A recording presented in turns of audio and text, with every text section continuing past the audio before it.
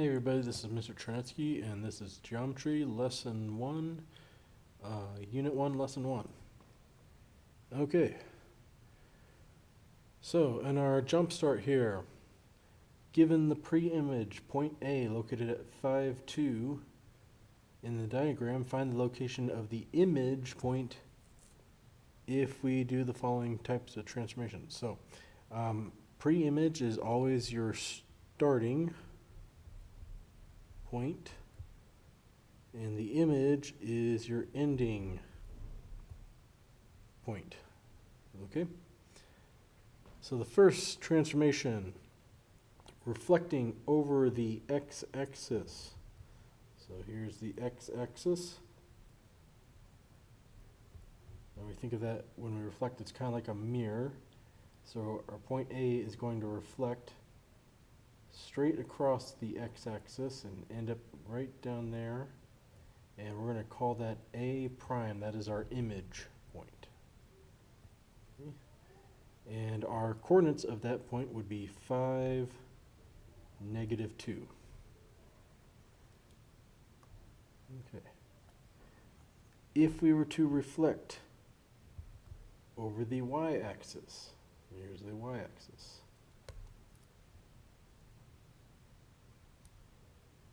Again, reflecting, it's going to be perpendicular to and the same distance from our line of reflection. So over here we're 5 units away from the line of reflection to the right.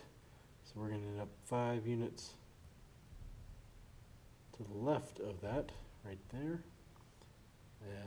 We'll label that one A prime for reflection over the y-axis, and the coordinates of that is -5, +2.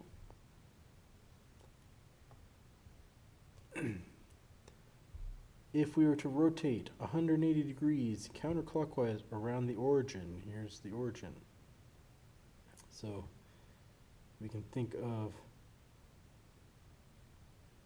rotating 180 degrees counterclockwise, so that's to the left. We're going to end up with the same distance, like this arm spinning around. And it's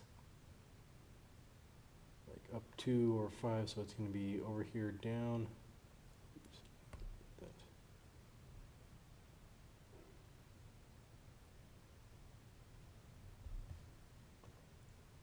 Down 2 and left 5. So there's our 180 degree counterclockwise rotation. That's where A prime would end up if we did it 180 degree about the origin. And the coordinates are -5, -2.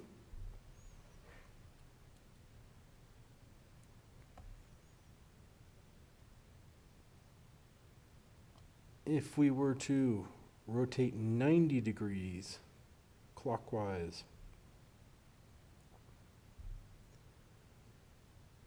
about the origin, so still spinning around the origin. So again, imagine our arm here going out 90, or going out to A, and then we rotate it 90 degrees clockwise. Little trick here is if I draw the almost like the slope, the up and over here, I can see that when I turn this, that vertical of 2 becomes a horizontal of 2, and then we go down 5, and there's our 90 degree clockwise turn. And A prime ends up down there at 2, oops, at 2, -5. And finally,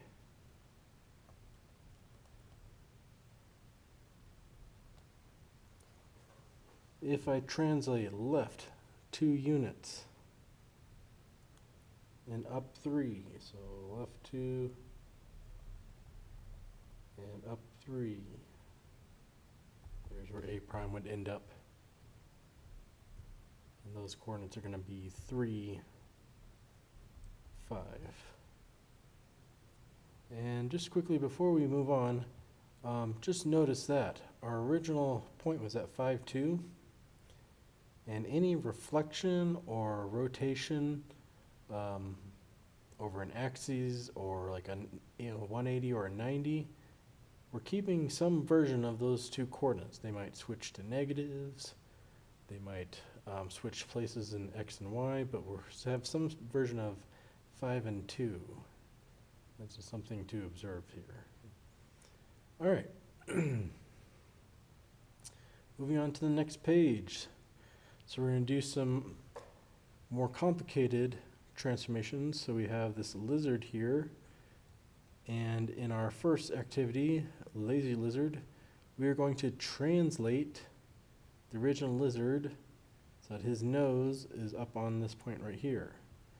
Now, something to notice on our lizard is that we have anchor points to make it easier for us to sketch him once we've moved him. So got one on the nose, one on each arm, one on his hips here, one on each leg, and then one at the end of his tail. So if we can figure out where those points go, then it makes it a little bit easier to sketch, even if you're not that great of an artist, which I'm not.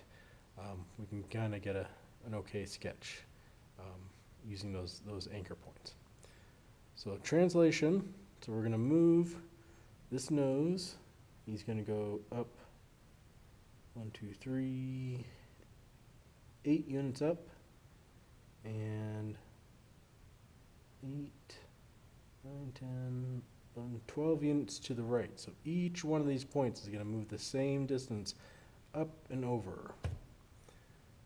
Now, something else that we know is not only is each point going to move that same distance up and over, but he's not going to turn. He's not going to flip around and turn. He's going to be facing the same direction after we do the translation. Okay. So his nose is going to go right here at the rock. And then I noticed that his left arm here is 3 units to the right of his nose. So if I go 3 units, I know there's going to be another anchor point there.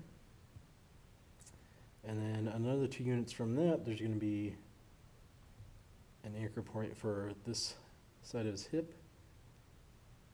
And then if I go down 2 and over 2, down 2 and over 2, there's his left leg. Okay, so we have the whole left side of his body in terms of anchor points. Now let's figure out where these other points go. So if I look at from the nose to his right hand, it's 4 units up and 2 units over. So if I count 1, 2, 3, 4, and over 2, there's where his right hand is going to go. Then this other hip point, this is 1 unit down and 3 units over. So there's where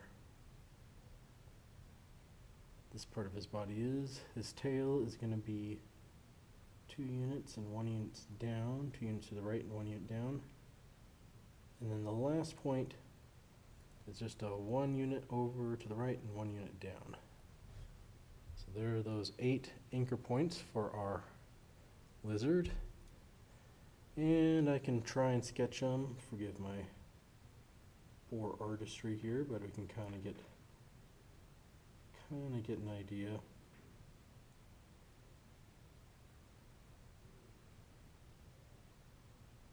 Of where he is.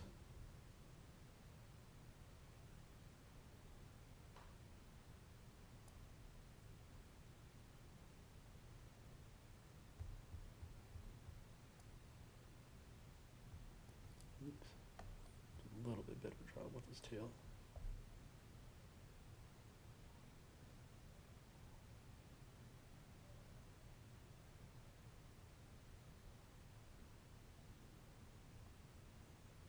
Oops.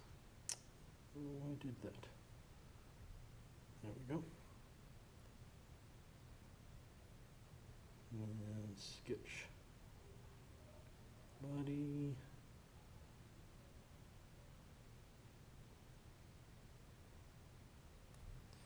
Okay, not perfect, but best I could do for my sketching for the lizard. If I wanted to color him in here, I could do that.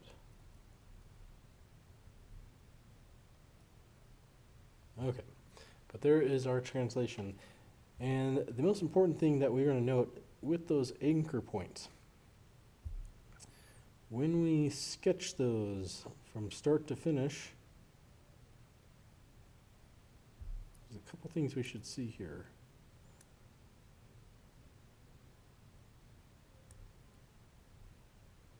Okay, there's the nose to the nose,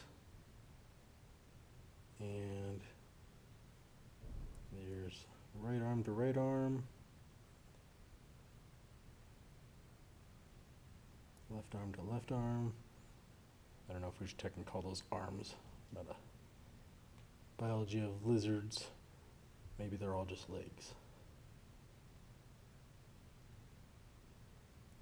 Okay, so something to see here with all of these lines, they are all parallel to each other, and they are all congruent. They're all the same distance. They all have the same up and over. Okay, so same slope, same length.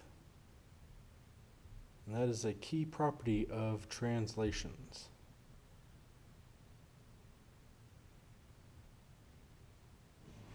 Okay. For number 2, lunging lizard. We're going to rotate the lizard 90 degrees about the point A12. That's this point down here. So it looks like the lizard is diving into the puddle of mud. Okay.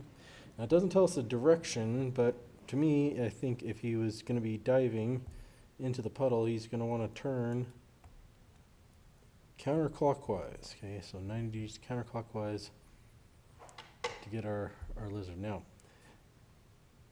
if I'm looking at his nose here, okay, and I draw from this point of rotation 90 degrees using this nice little grid point, 90 degrees means that if he is 5 units above that center of rotation and we turn him 90 degrees, he's going to be 5 units to the left of it. And there's where his nose is going to be, and his body is going to be sort of reaching up towards that cactus there. Okay. And I can kind of use that where the relative points on his body are to his nose to kind of figure out where the rest of him goes. So over here, this arm, it was 3 units to the right of his nose, but now it's going to be 3 units up above here. And then this point is going to be 2 units above that. His left leg here, there was this kind of like 2 over and 2 down. So now that's going to be 2 up and 2 over. So there are the 4 points of the left side of his body.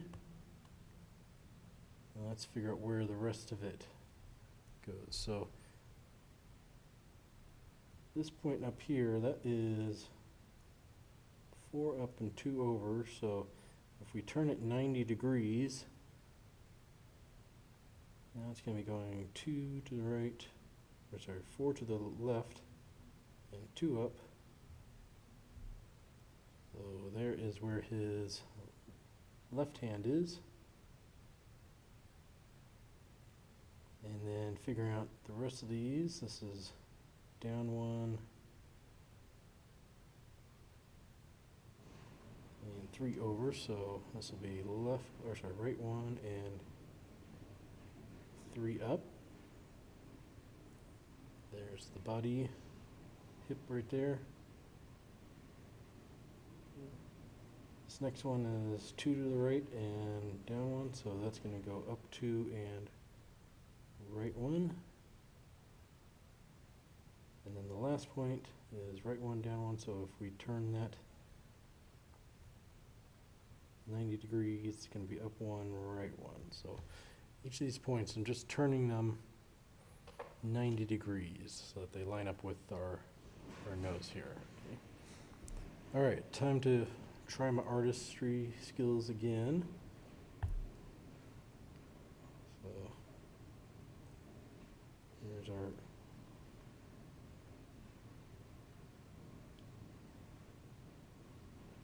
nose, so just like this. That's not a very good start.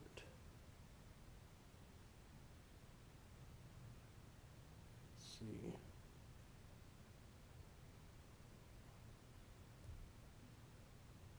And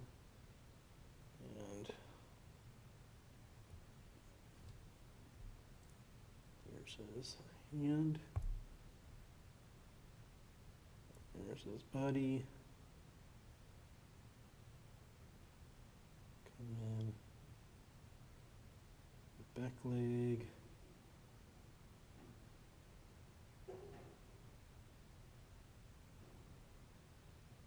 There's the tail. Other back leg. Body. And his front leg. Okay. Again, I'm not a very good artist, so there's our basically where our lizard is going. He's turned himself 90 degrees. Important thing to notice here is each of our anchor points. As we said, we're turning each of them 90 degrees, so they're all moving the same angle. They're all going the same direction. And if I were to sketch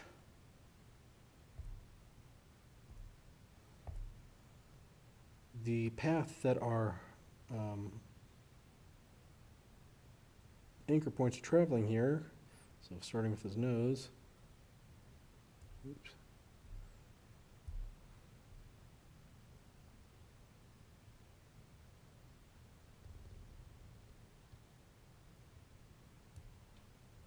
They would follow along these circular paths.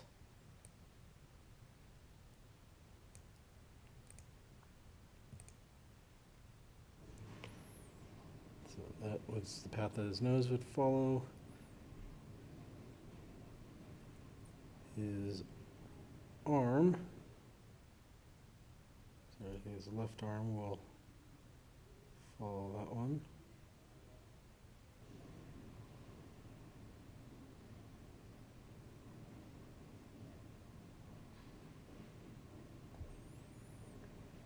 I have to adjust it a little bit.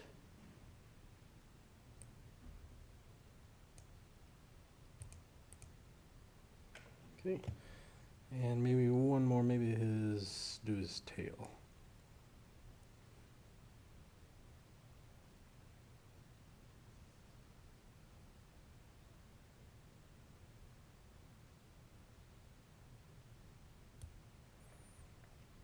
Okay, so you can see the pattern here is that all of these points are moving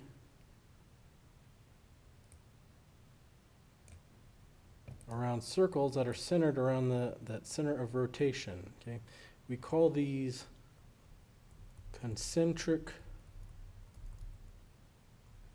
circles.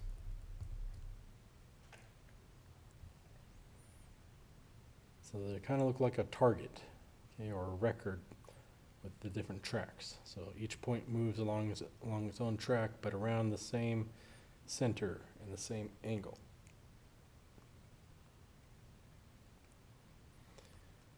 All right, lastly, our leaping lizard.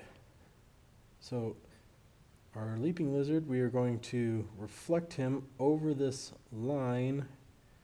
So it looks like he's going to end up over here, so he's kind of flipping over the cactus. Okay.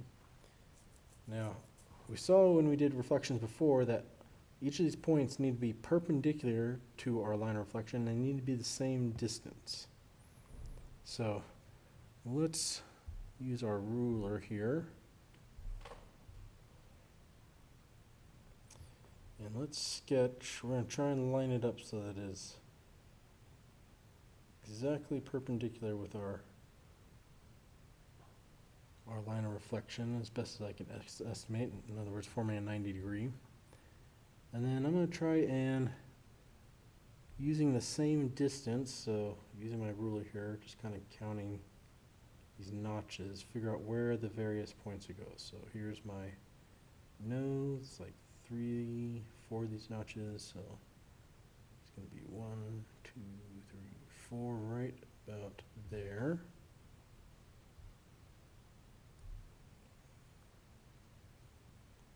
The arm,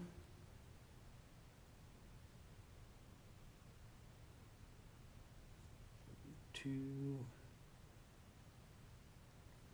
so 2 of these, and then 4 there, so, oopsies, losing my points. Oh, I didn't draw the other one. Let's try that nose again.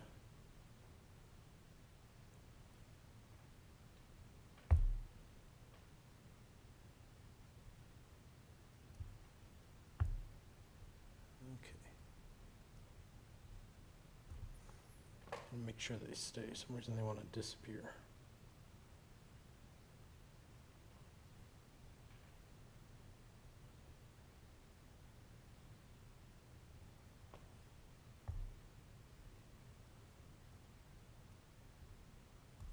Okay.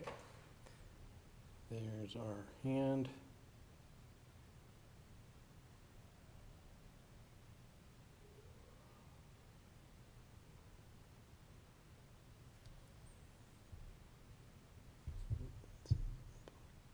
A little bit better. Okay, just making sure we're perpendicular and then measuring the same distance on either side.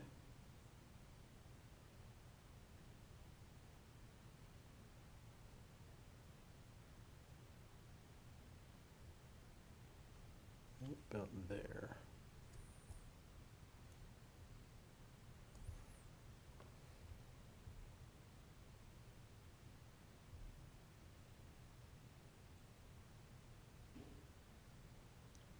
Tail.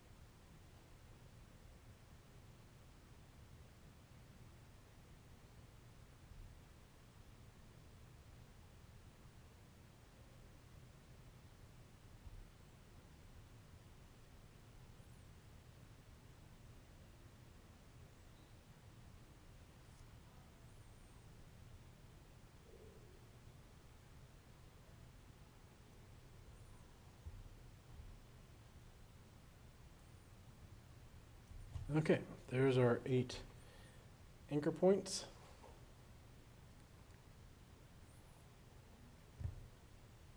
And make sure we have that's the nose there. Okay. So let's see if I can draw this guy.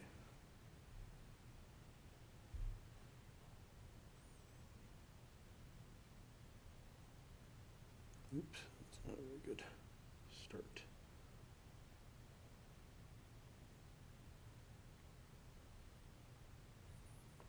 Not a very good hand, but we'll let it slide here.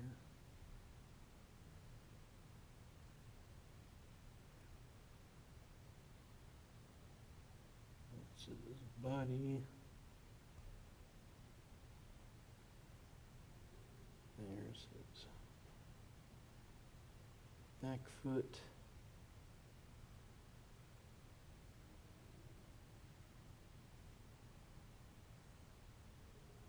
Other back foot.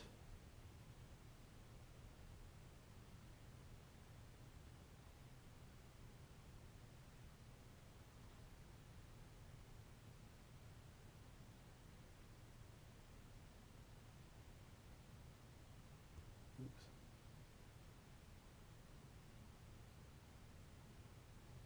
It's gonna go.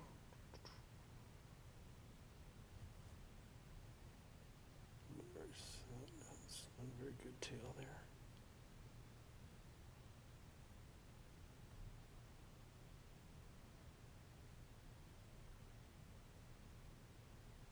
Something like that.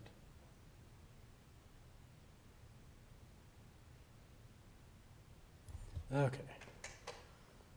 Tail is kind of going a little wonky there. Let's see if I can get it a little bit better.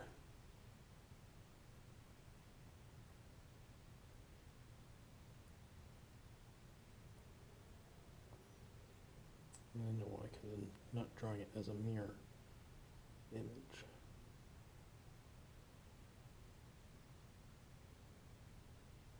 Should be not curving that way.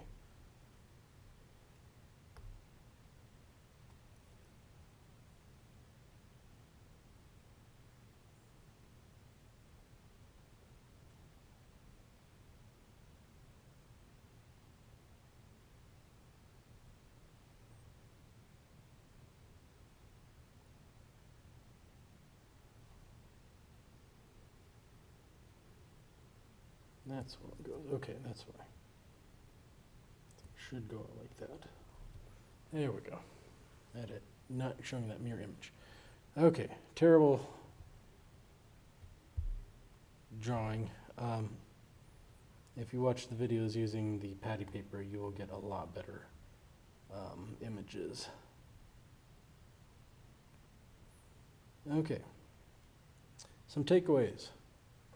What did we notice about all 3 transformations? So assuming that I was a much better artist than I am, the size and shape of our lizard does not change when we call that a rigid transformation.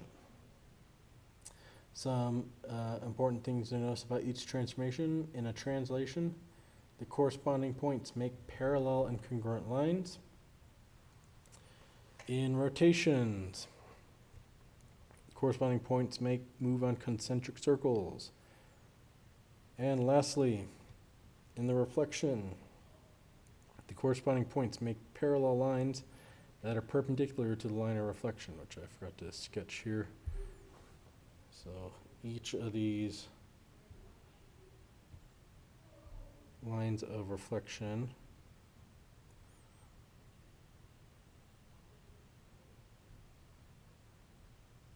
are going to be parallel.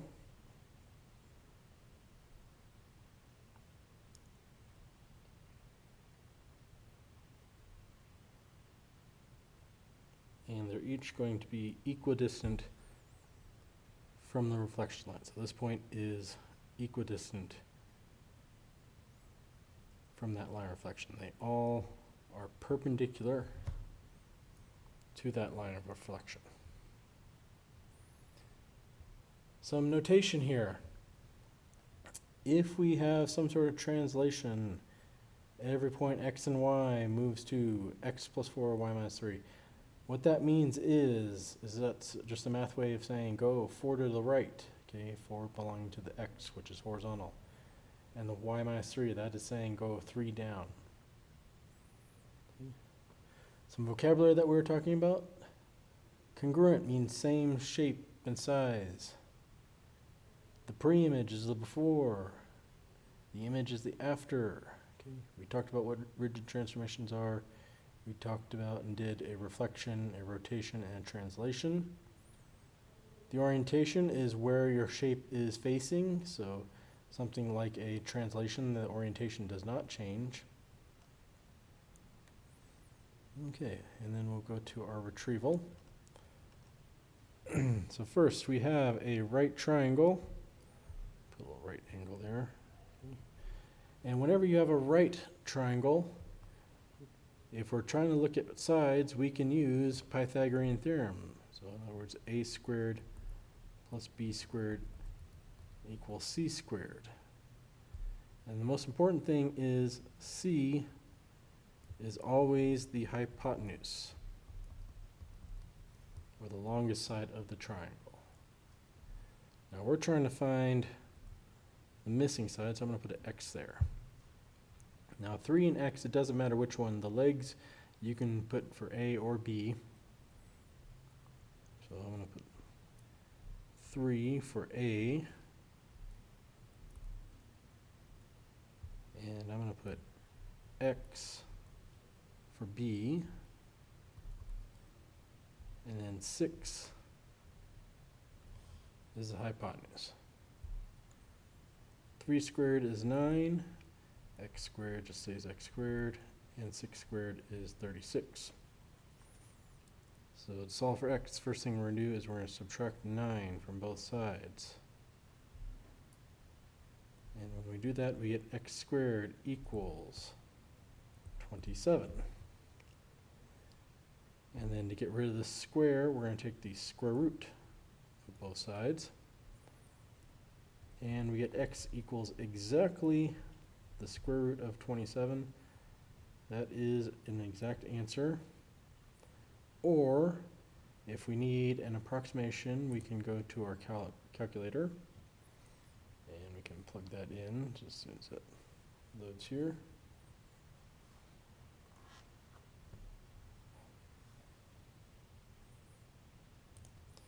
Okay, square root is over here on the left, usually. Okay, in a lot of calculators, you need to hit the second button in order to access it. So if we do that, square root of 27, we get an approximation. Now this decimal keeps on going, so we're going to have to round it. If you're not told where to round, usually 3 decimal places is pretty good, so 5.196 approximately.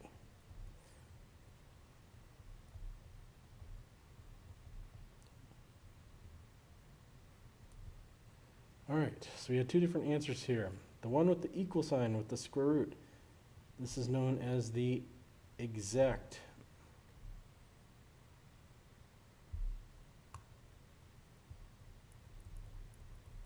answer.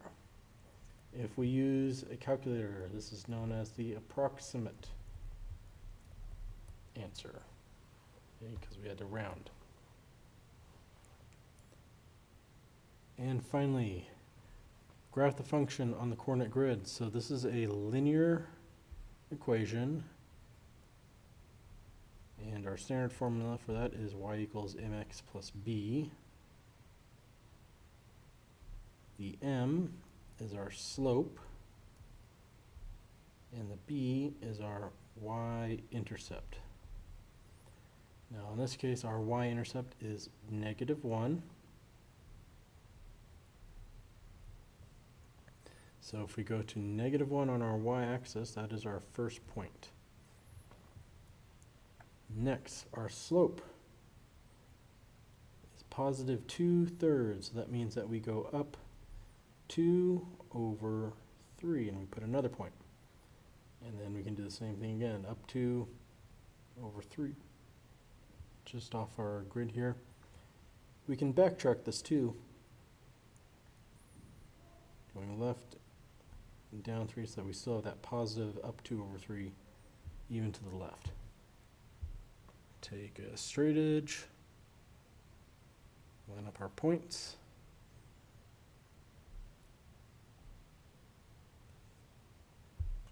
And there's our graph. And that is the end of this lesson.